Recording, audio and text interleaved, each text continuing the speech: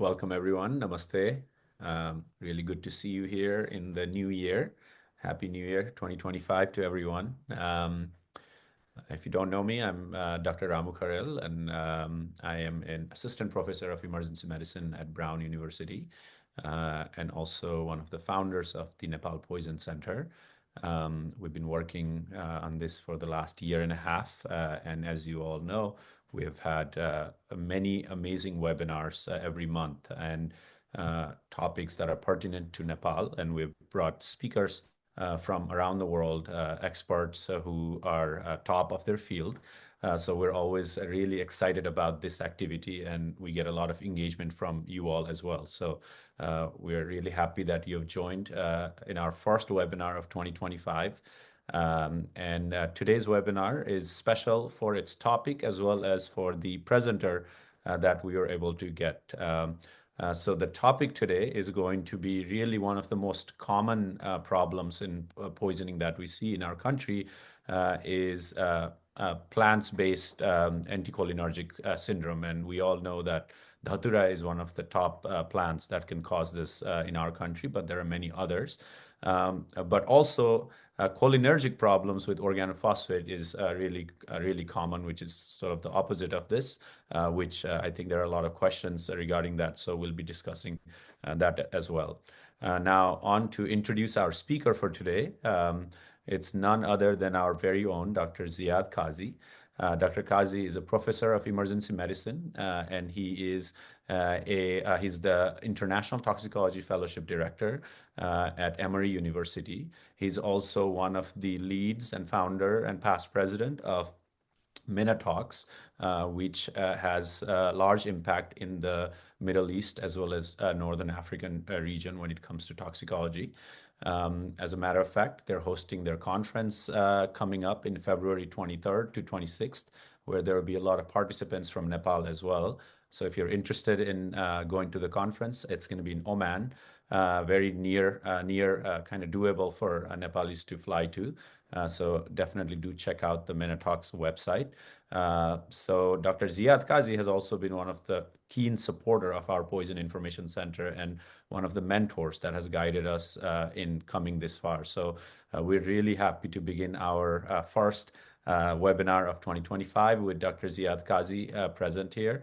And I would also like to thank all our other Poison Center staff, as well as our partners who have joined here today, as well as all of you participants. So without further delay, please join me in welcoming Dr. Ziad Kazzi for our presentation today. If you have questions, please put in your chat and we will address them at the end of the presentation. Dr. Kazzi, the floor is yours. Thank you, Dr. Ramu. Congratulations to Nepal for what you've achieved in the past year and a half, although it feels like we've been working on this for more than a year and a half. But I hope this momentum and achievements that you all have continue to grow and be sustained in the future. What you're doing is important. Poison centers save lives. Poison centers decrease utilization of healthcare systems. Also, unnecessary use is also averted. Poison centers prevent poisonings, detect hazards to the public, and are just an amazing power of good in your community and your society. I hope you always cherish this resource and support it. I'm also very proud of Dr. Ramu's achievements. Dr. Ramu was my resident several years ago at Emory, and I've always knew he was going to be a star, and I always knew he was going to be committed to Nepal, and I'm very happy to see that he's fulfilled that way. So I feel the same way for Lebanon. I'm originally from Lebanon, and I will share today some cases in Lebanon. I've done the similar journey with Ramu in Lebanon, where we started a toxicology service at the American University of Beirut, and I will be sharing some of our cases there that I've seen. I know there are some interest in organophosphate poisoning as well. We will discuss that at the end. I think we can. This presentation is not that long, so we'll try to discuss cholinergic and anticholinergic toxicity, so both sides of the coin. Um, the main topic of today is really the anticholinergic toxidrome. So that's something that you will see in the emergency department I am going to talk about treatment primarily because there's an antidote for anticholinergic poisoning called physostigmine. I don't know if you have it in Nepal. You may, because we'll talk about it in a little bit. You may have this antidote, or maybe it's an antidote that's similar to it. So it's important to talk about it a little bit. But the anticholinergic syndrome is really due to an excessive amount of acetylcholine. I'm sorry, sorry, brain fart. It's The anticholinergic syndrome is due to the blockade of the acetylcholine receptors in the muscarinic system, whether it's in the central nervous system or in the peripheral nervous system. So basically, you have the acetylcholine receptors that are blocked. These receptors I'm talking about are not at the neuromuscular junction. I'm talking about the acetylcholine receptors that are present in the brain, the ones that are present in the peripheral system, for example, in the salivary glands, in the bladder, in the intestinal tract, in the AV node. So this is what muscarinic receptors I'm referring to here. And when you have a blockade of these receptors by a chemical, you can develop an anticholinergic syndrome. This is different than the cholinergic syndrome, in which you have an excessive amount of acetylcholine at these muscarinic receptors. Okay, so we are talking about the anticholinergic disease entity at the beginning here. And the signs and symptoms that you see are going to be in the central nervous system as well as in the somatic system, but not the neuromuscular system. Remember that. Because the neuromuscular system, the acetylcholine at the muscle junction is a nicotinic receptor. And we're not talking about that here today. We're talking about anti-muscarinic effects. So muscarinic receptor blockers or antagonists that lead to this anticholinergic syndrome. And people that I've seen with this toxidrome here in Atlanta, for example, or in Beirut, come in, agitated. They come in delirious. They hallucinate. Okay, that's why we say in the mnemonic, mad as a hatter. Please put in the chat why it's called mad as a hatter, and we can wait a little bit and then we can reveal the reason why it's called mad as a hatter. But mad as a hatter is an important finding in these patients. They're usually agitated. They're not very violent. They don't have to be violent. They're just a little bit disoriented, confused, and they can be hallucinating, which can stress them out and make them even more agitated about their own condition. We say they have Lilliputian hallucinations. Lilliputian, also, there's another quiz for you to kind of guess why it's called Lilliputian hallucinations. So that's an important finding. They also come in tachycardic.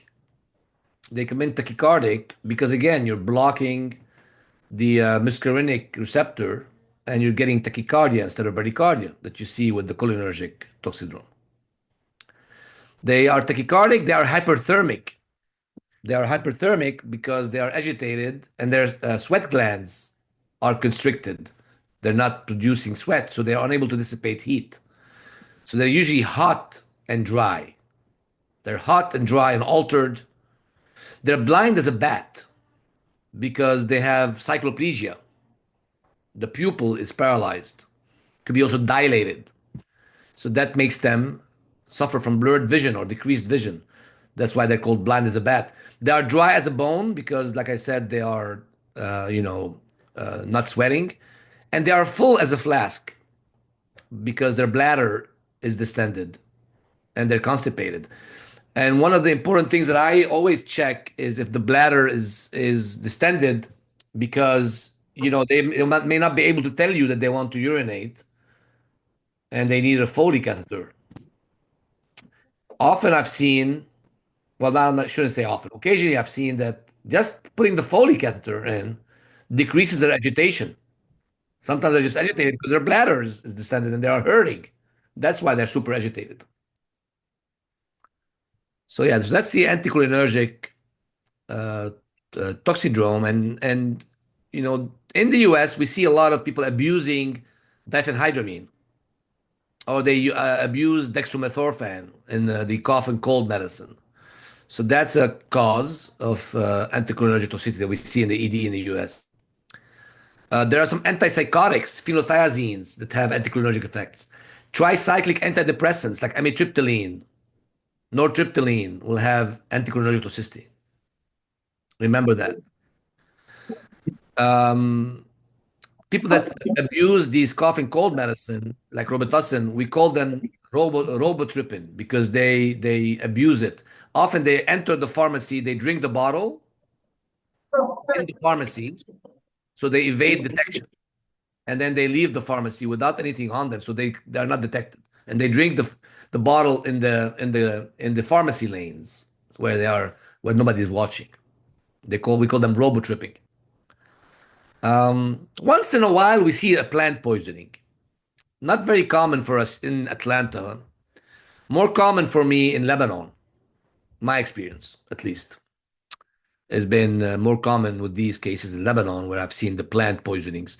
There are plants that contain chemicals, alkaloids, that block the muscarinic acetylcholine receptor. This is an outbreak we had in Lebanon. In Lebanon, there's a dish called karbuza, which is made with the leaves of this plant to the right of the screen.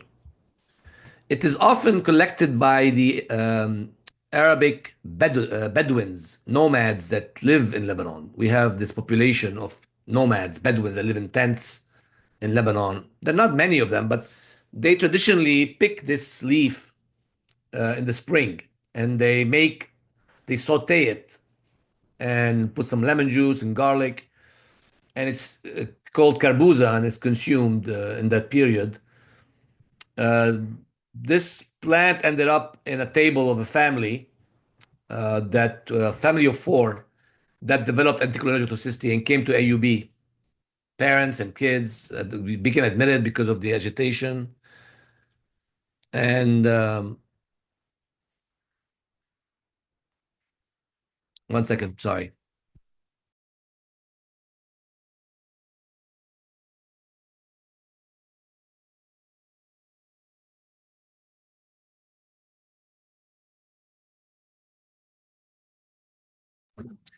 Sorry about that. And they got admitted to the hospital, so they took over some resources from AUB, and it was actually mixed up with this plant here in the middle. We were able to retrieve the samples, and this is Dhatura stramonium, which you see here, or Jimson weed. So people picked the plant by mistake. And we had another case a month later, a man who ingested this, and we thought he was an acute stroke. He came in altered, and they thought it was an acute stroke. They called the neurology stroke team, and they rushed him for kind of a stroke workup. Ended up being this plant again, Datura stramonium. So yeah, so that's the one experience I have. There are other plants that contain these alkaloids that are anticholinergic or muscarinic receptor antagonists, like angel's trumpet, and I don't know what you have in Nepal, deadly nightshade with Atropa belladonna. Belladonna is also another term that you may wonder why it's called belladonna. We'll talk about these. We have three questions, right, Ramu, that we were supposed to discuss. Right. And then black henbane with hyoscyamus niger, which contain hyoscyamine. These alkaloids are all anticholinergic. What do you all have in Nepal, Ramu? I'm gonna open up the chat, see what's been written here already. Um, Dhatura is very common, but the angel's trumpet, there is a plant. Rajesh, we talked about this. Is it called what does Nirmasi look like? निर्मसी भनेको त Delphine हो Delphinium. Delphinium. Yeah, delphinium. Yeah, I heard. We had that case with you in Nepal. I remember that. Cardiac arrhythmias Yeah, due yeah, to we डेल्फिन But there are like angel trumpets looking plants all across Nepal, but I don't know what their names are. It's good to it's good to do that, Ramu and Rajesh.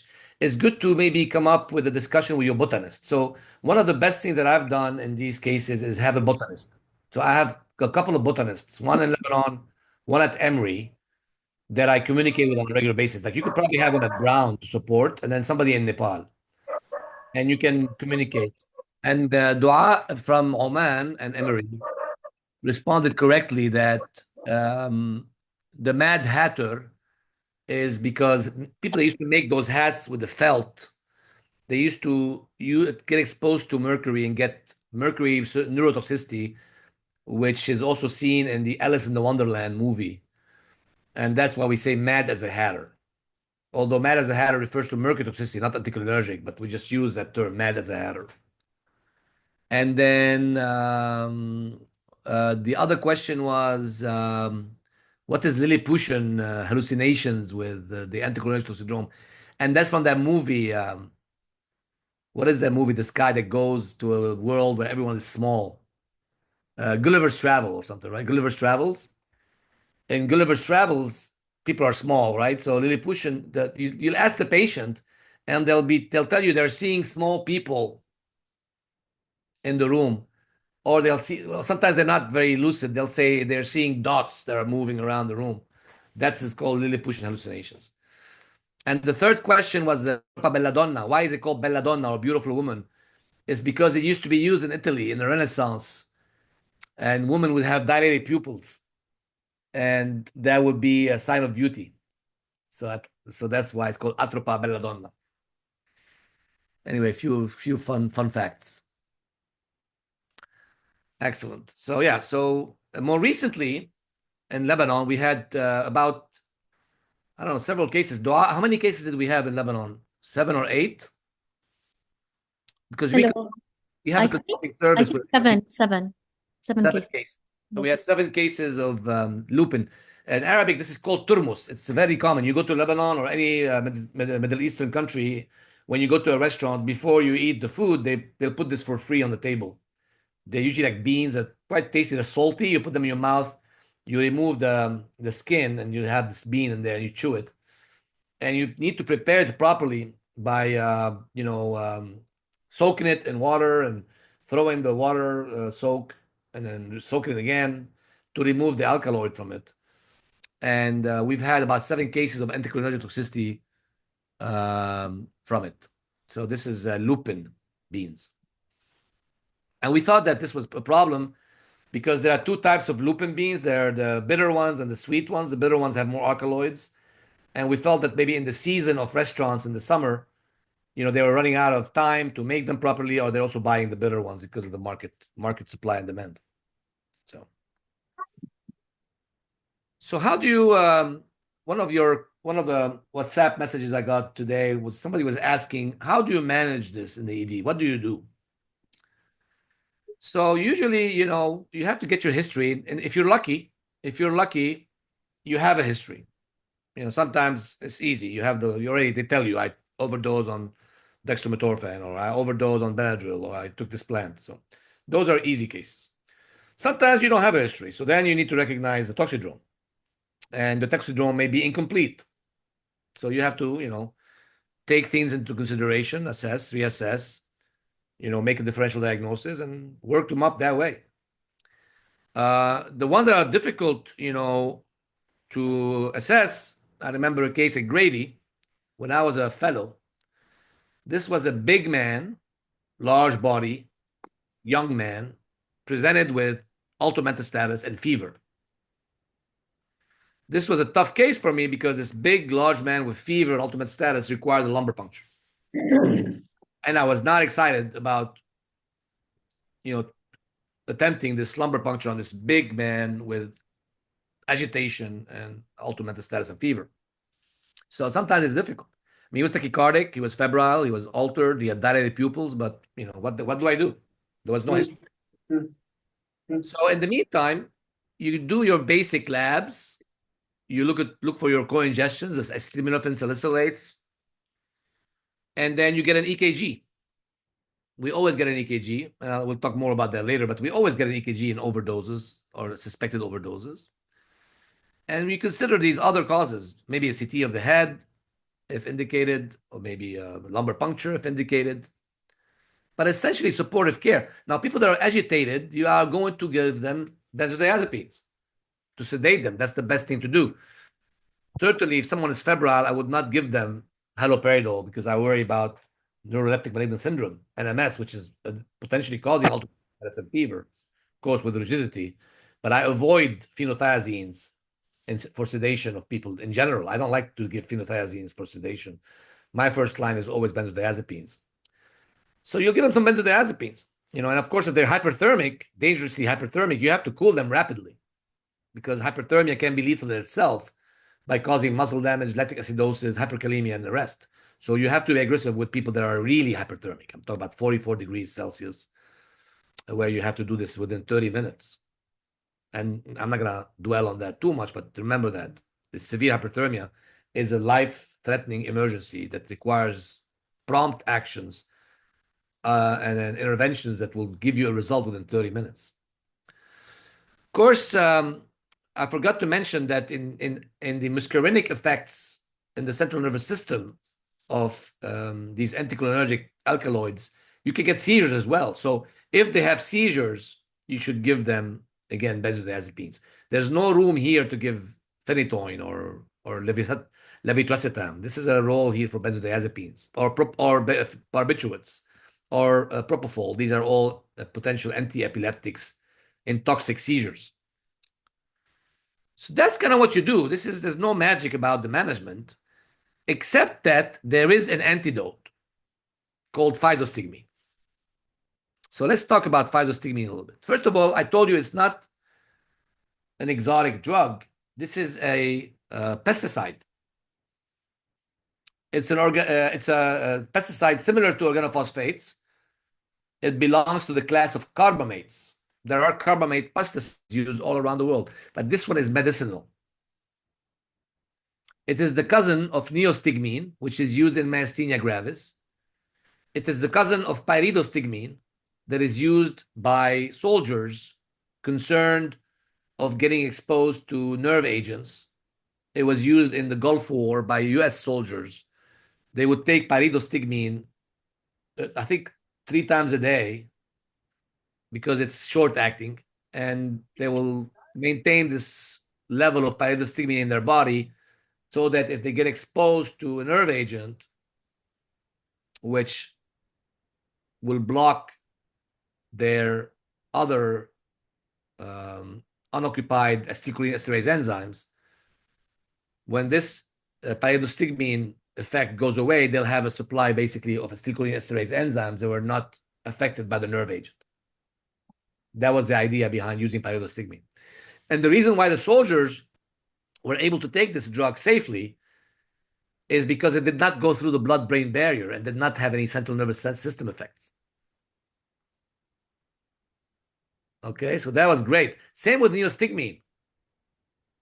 Mestinon doesn't cross to the brain. So those drugs can be given to people in that way. And I'm sure you use neostigmine for your cobras, potentially. So physostigmine is unique because it crosses the blood-brain barrier and therefore can reverse the delirium. And that's what you want.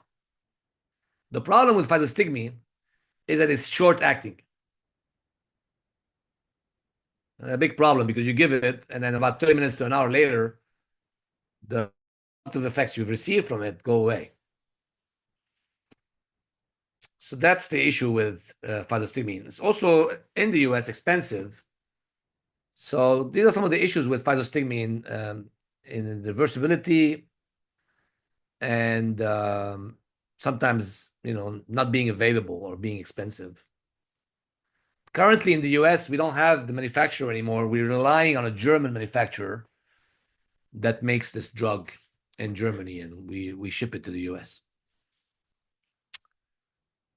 Now, as I said, it's a pesticide. It's similar to an organophosphate. It's a carbamate. It's going to inhibit the acetylcholine esterase enzyme and cause an increase of acetylcholine in the muscarinic receptors as well as the nicotinic receptors. Okay, so you can see side effects from that, but it's not as potent as your carbamate pesticide or your regular organophosphate pesticides. But you can see vomiting from it.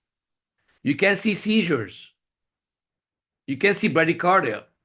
So, people don't necessarily like to do that, to see that in their patient, right? Especially when you tell them that the effect is only going to last for an hour.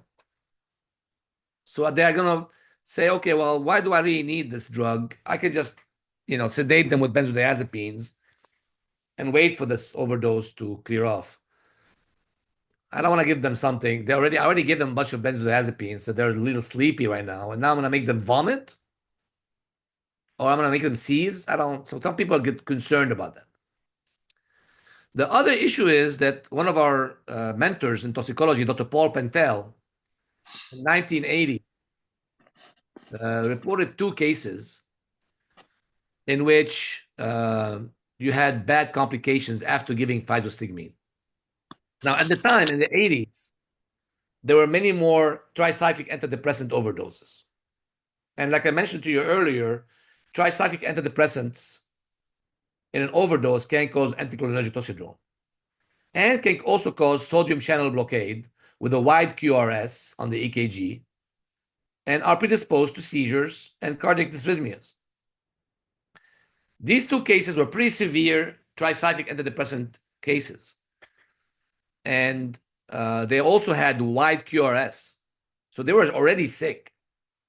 Now, at the time, they used to give physostigmine more liberally. They used to give it to TCA overdoses. It used to be part of the antidote cocktail. When you had somebody with an overdose, they're altered, you'd give them, naloxone, you'd give them physostigmine, you'd give them glucose, right? You used to do that as a cocktail in the 70s. So they gave those patients physostigmine, and they both had asystolic cardiac arrest. One of them survived, the other one survived, but then had brain death. And then another one of our mentors and leaders, Dr. Michael Shannon, in 98, also reported a similar case. But the question is, are these cases, have this bad outcome because of the physostigmine, or is it because they're already sick with a cardiotoxic overdose? But nevertheless, those cases really, Dr. Pentel's cases, caused many clinicians to say, why do I want to use physostigmine? It's short-acting. It's expensive or not available. It causes vomiting, bradycardia, and seizures, potentially. And there are these cases of asystole when given to somebody with a TCA. So when I was a fellow, I graduated in 2005. So 20 years ago, when I graduated, if you asked me about physostigmine, I would say to you, what for? If I'm going to give it, I kind of want to know exactly what they took. I don't want to give it to an unknown, because what if this unknown is a TCA overdose? And if you want to give it, I want to check an EKG first. I want to look at the EKG myself and make sure there's no wide QRS or a tall R wave in AVR greater than 3 millimeters. These are, to me, contraindications to giving physostigmine, because they could have a TCA overdose. And because of these case reports, I don't want to give it. If you tell me this patient took Angel's Trumpet, or somebody saw them eat the Angel's Trumpet, so there's no TCA, and the EKG is normal, then I would consider it. But then I would say, well, short acting, what's the point? So that was my practice, okay? Until I saw that patient in my fellowship, at the end of my fellowship that I mentioned to you, the big guy with fever and altered mental status. My attending at the time, Dr. Jerry Thomas, proposed that we give physostigmine as a diagnostic tool to avoid the lumbar puncture. So I did. And that patient woke up, cleared up, and told me he overdosed on a muscle relaxant, like cyclobenzaprine, which also causes anticholinergic toxicity. So I avoided the lumbar puncture. Now, about an hour later, he became delirious again, but I knew I had already now confirmed my history and avoided the lumbar puncture. That was the first time that I've ever used physostigmine in my career. Fast forward, recently, I've become more comfortable with using physostigmine because of some of the literature that was published by colleagues of ours, which is summarized in this study, which was a randomized double-blind control study where they gave physostigmine versus lorazepam. Now, they excluded patients with TCA. They excluded patients with asthma because remember, a carbamate can cause bronchospasm. They excluded some patients that, they were very sick. So, but still, they did the study on 19 patients and they compared the physostigmine, which is the dose here, max of 2 milligrams. You can always give 1 milligram. That's what I always give, start slow and then to avoid the bradycardia and the vomiting. But they used up to 2 milligrams twice because remember, it's short acting. And then they put them on an infusion for 4 hours. Same thing with the benzodiazepines. They used lorazepam, 2 milligrams twice, and then an infusion. So reasonable study in that way. And similar patients, a little bit in terms of the breakdown. Table 1 doesn't have any significant findings. And you notice here that at the end of the 4-hour infusion, the lorazepam group was still delirious, whereas 80% of the physostigmine group had stopped being delirious. And you see the effects within one bolus, second bolus, and infusion, the decrease in the delirium percent. So effective drug right here, clearly an effective drug, as measured by the RAS scores. And you see the delirium here resolving with physostigmine and persisting with benzodiazepine. And you notice here, of course, that the lorazepam dosing was much higher in the lorazepam group, which is a problem too, because it causes sedation, ICU admission, step-down admission for sedation. So in summary, using physostigmine should be in the right patient. About 2 months ago, and Duat was there, we had an older man, age 80, who overdosed on Benadryl. He was agitated. Very agitated. He was in the bed. The beds have metal rails. He was hitting his head to the bed. He was hitting his arms to the bed. He was physically restrained, getting benzodiazepine, miserable. And we knew he was a Benadryl overdose. I was concerned a little bit about Benadryl because Benadryl, remember, can cause sodium channel blockade too, and can cause wide QRS and R wave and AVR. So remember that. So I got the EKG. EKG was normal, did not have any of those sodium channel blockade signs. I knew he took Benadryl, and I decided to give him physostigmine. I started slow. I gave him 1 milligram. Then I think I gave him the second milligram, and he woke up. He got a little bit nauseated. He did not vomit. His heart rate went from 120 to about 80. I got nervous a little bit. Is he gonna get bradycardia on me? But he didn't. And he confirmed the history and something interesting happened. Although the effect went away after about an hour and a half, although he got delirious again, it wasn't as bad. So I feel like I broke the cycle, and people report that with physostigmine. They say, we were able to break the cycle. Whether it's true or whether it's because, temporally, the patient was getting better anyway, it's hard to tell, but that's anecdotal, that you feel like you broke the cycle. The third time I used physostigmine was me and my colleague, Dr. Gittinger. We worked together on that case because we were, different time of the assessment. She's a toxicologist as well. And it was a young girl who was like in her 20s, young 20s, and she was also miserable with her agitation. And she got better with the physostigmine. Now, that one required several doses.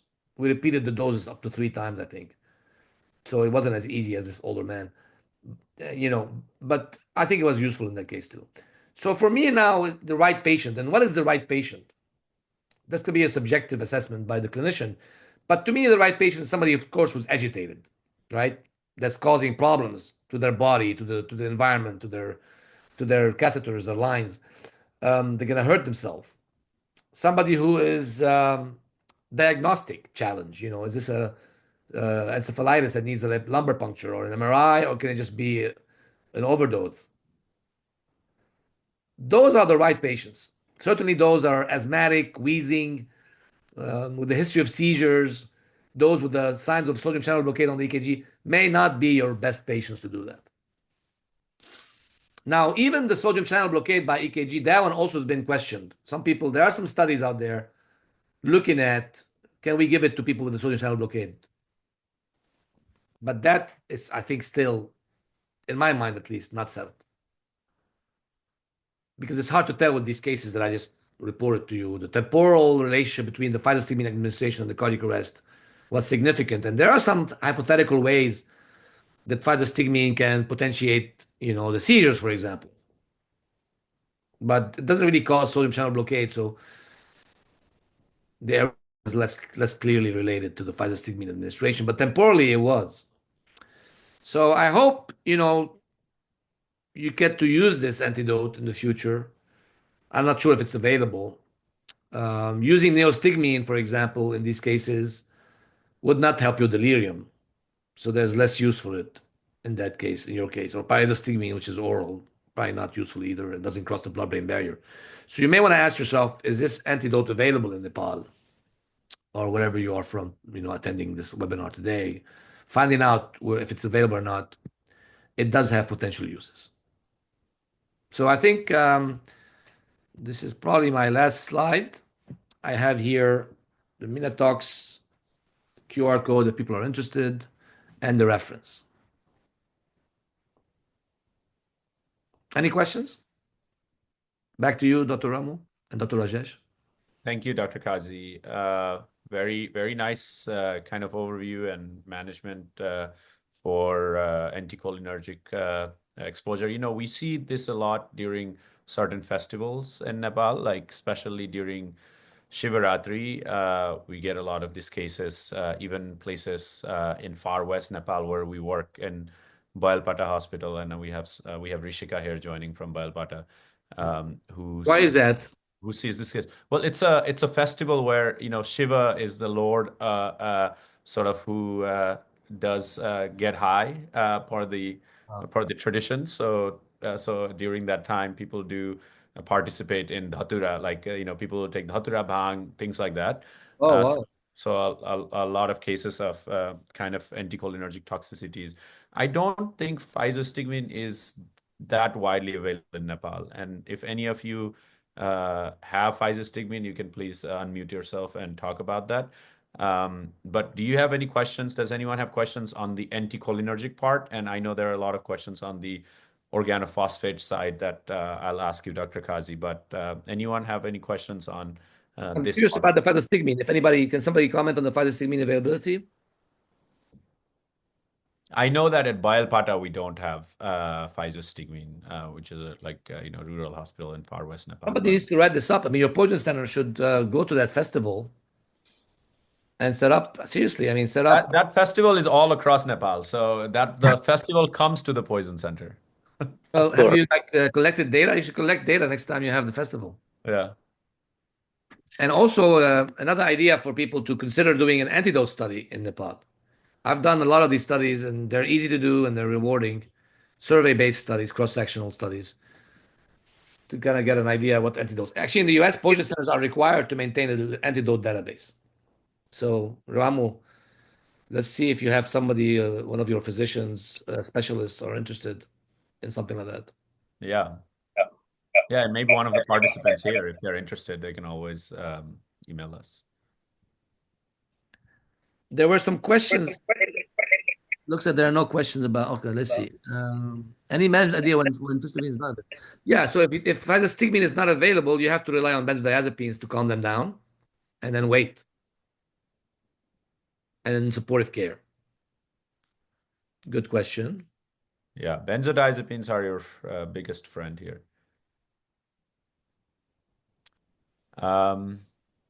Any other question? Rajesh, you're going to say something.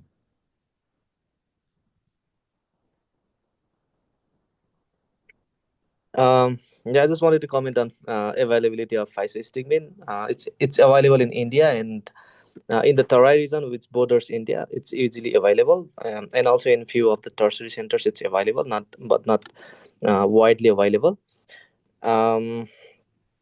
Yeah, that's all I wanted to say. And So it's not always available. So it may be available in some areas. Yeah, it's available in some areas only, not everywhere. So it's very. And Dr. Sarban is saying again, Dr. Sarban, you do supportive care. You stuck with supportive care in these cases. Benzodiazepines, calm them down. protect them from harming themselves or self-injury, and wait for them to get better, and make sure they're not hyperthermic, decompress their bladder if it's full, and like I said, protect them from metabolic complications.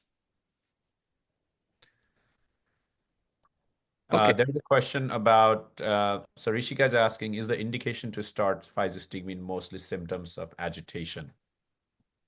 Yes. This is the one, the most meaningful one. There's a question about what part of the Dhatura, what part of the Jimson weed. I think it's the seeds, right? It has to be. I think I'm not up to, I'm up my disclosure. I'm not a big fan of plants, so I'm not somebody looking around learning about them that much. I just try to get by with whatever I need to know, just to manage the cases. But I'll have to look this up. Let's look it up together because I think it's everything. Let's see. Toxicity, all parts of the plant, yep, contain the alkaloids. So all parts. But I think people, Ramu, they do the seeds because maybe it's easier.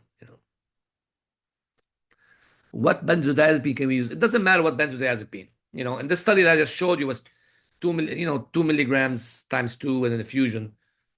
It doesn't matter. You can, but with benzodiazepine, you give as much as needed. Right. I'm a fan of the way I do it is if there is I have midazolam available. We call it by Versed is the common name, and we just give it PRN like every 15 minutes or so based on whatever symptoms you want. But it's a short acting, short off. I really like midazolam if you have it. So that's my preference. Yeah. Also depends what you have in your hospital. All right. So why don't we, Dr. Kazzi? So some of the questions around cholinergic, so now which is the opposite spectrum of this, and one of the most common poisoning in Nepal is organophosphates. And I think a lot of questions that we got around this was, with atropine. One is sort of, what is the maintenance of atropine once you have, atropinized them and maybe gotten the symptoms kind of under control, and what is the goal of treating with atropine? Like, what sort of symptoms are you looking for? So if you can kind of maybe give a summary of those, that would be really helpful. So it's funny that this came up today. We have 2 cases right now in Atlanta of organophosphate poisoning that I managed last week. One of them currently, believe it or not, Ramu, is on ECMO. So I've never seen anybody. We're going to present those in future meetings. The first one was a dichlorovos overdose, which is a dimethoxy organophosphate. The second one was acephate, which is also a dimethoxy organophosphate. Both of them were oxones. Both of them had some muscarinic effects with initially vomiting, diarrhea, followed by autometastasis and then bronchorrhea. And both of them required atropinization. But fortunately, none of them required high doses like some of our colleagues in India that report very high doses. Somebody, one of your audience members said 100 milligram per hour or something, So my cases, we only required 0.4 milligram per hour. What I did is I atropinized initially by giving 4 milligrams IV, and I was about to double it every 10 minutes, but I didn't have to, So 4 milligram was enough. Then I put them on 10% of that dose, which is 0.4 per hour. If I had given more, I would have probably had to give more per hour. Usually 10 to 20% of the initial dose required to control the bronchorrhea and bronchospasm is what I usually do per hour. And then you continue this atropine, and of course, then they potentially get atropine delirium and hyperthermia and agitation. You have to balance those 2 things together.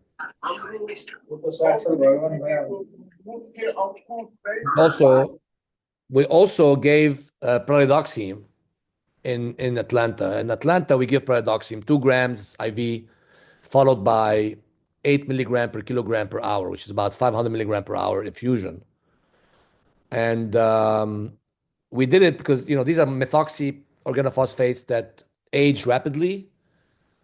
They don't respond. They do respond to pyridoxine, but they age rapidly. So we started those rapidly initially, uh, and our patients, had fasciculations as well and got intubated. So yeah, and then we continued the pyridoxine and we tried to monitor the neuromuscular function with spontaneous breathing treatment trials, spontaneous breathing trials. We look at their muscle function of their neck, try to see if we can wean the atropine and the pyridoxine. The atropine also is weaned, based on the bronchoria, bronchospasm, basically. But the neuromuscular function is what guides your pyridoxine management. So the patient on ECMO developed potentially either aspiration pneumonia. Remember, these pesticides can also contain hydrocarbons, and this was an illegally imported pesticide into the U.S. This diclorovoz is not available, but they brought it from Nigeria, we believe, and and then ended up having ARDS and was transferred to ECMO, VV ECMO at Keystone. So that's where we are with that case. The SF8 case did better. I need to follow up on those cases to see if they're completely what they're doing today. But did that cover all the questions that we had on the WhatsApp? Anoop, maybe Anoop has the questions. Yeah, I think that covers most of them. Let me just see here. Does anyone else have questions around atropine here, cholinergic organophosphates? We are developing a pesticide course, a free online pesticide course, Minatox, in partnership with the Rabat Collaboration Center and the Morocco Poison Center.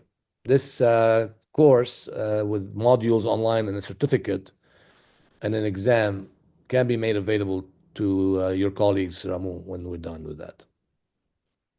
Okay, that sounds great. There is a question here from. Okay, there's a few questions. In what cases of organophosphate signs we stop pyridoxine? With organophosphates, when do you stop pyridoxine? That's a great question. No, I wanna learn from you about organophosphates. My experience is more than many in the U.S., but very little compared to our colleagues in Nepal or in India. So, but I'll tell you what but I have a lot of friends that's why I'm very fortunate to have friends like Dr. Ashish Balla in Chandigarh, who, when he was my guest in Atlanta, his talk title was Pyridoxine for organophosphate poisoning. I have not given any in 10 years. So Dr. Balla, for example, doesn't use any pyridoxine. And um, his data is mortality data is similar to those that use pyridoxine. So there's also a study by Dr. Michael Elliston, who's one of our leading, he's probably the leading researcher or one of the 2 or 3 leaders in organophosphate poisoning research in the world, with his work in Sri Lanka, showed in a double-blind randomized control trial that pyridoxine didn't make a difference. So that's it's really supportive care with atropine and ventilation, oxygenation. In the US, though, we still use it. Certainly, also, we want to use it in nerve agent poisoning.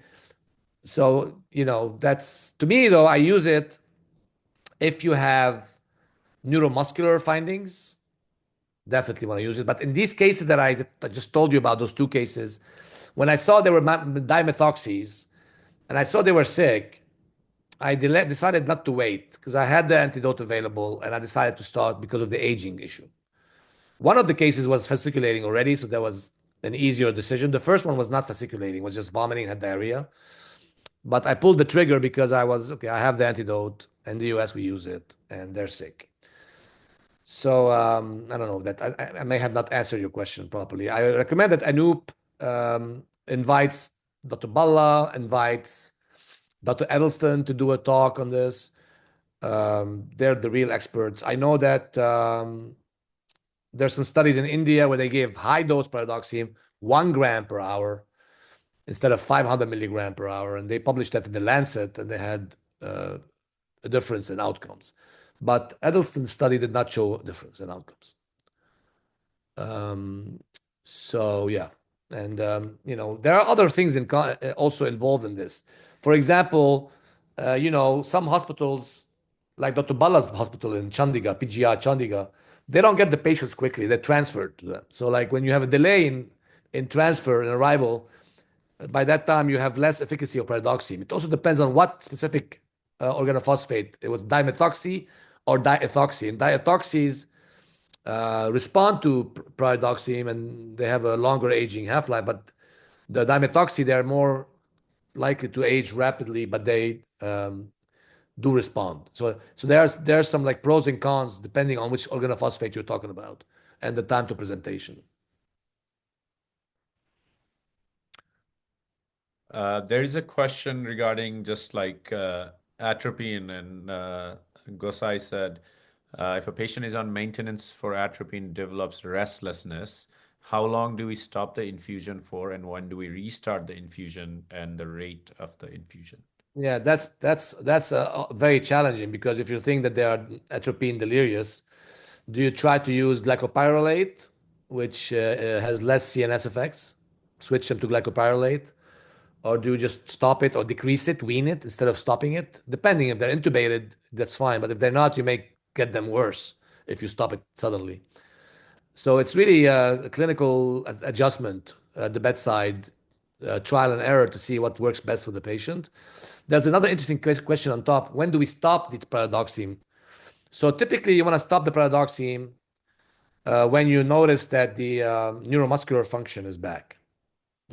You want them to be able to squeeze on your hand, to raise their neck off the bed, a good spontaneous breathing trial. The other thing that some people do in India, I haven't experienced that yet, but you can do an EMG nerve conduction study, and there are specific patterns on the EMG that tell you that you should not stop or that you should stop.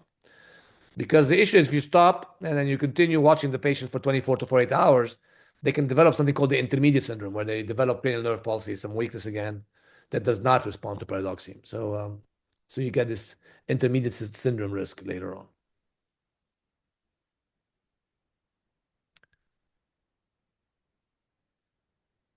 I Yeah.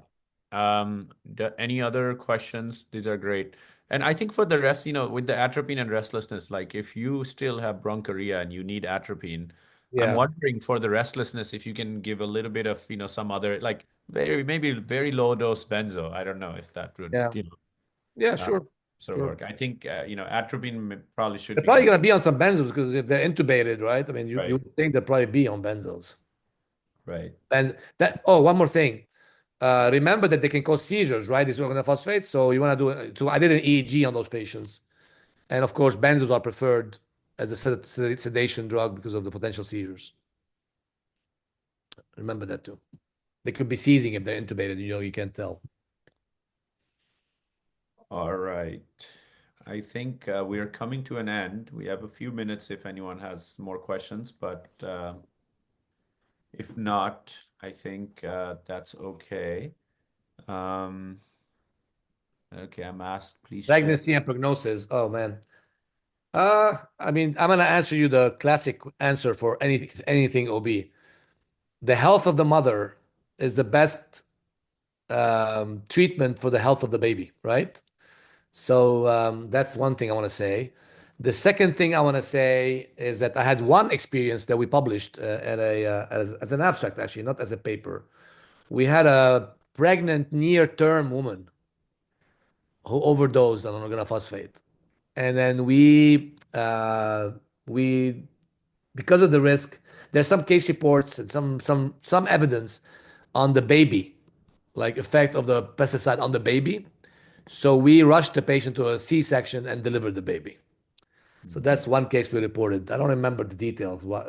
I think we measured acetylcholinesterase levels in the mother and the baby, and it's controversial a bit. It's not clear the evidence what's going to be transferred to the baby, and but I remember that in that one case we delivered the baby just because she was pregnant and near term. So Yeah, that's work good. with your OB doctor on that one and Yeah. look up the literature on if you have a case like that. I don't remember the details of the literature on that one. I remember it wasn't straightforward. All right.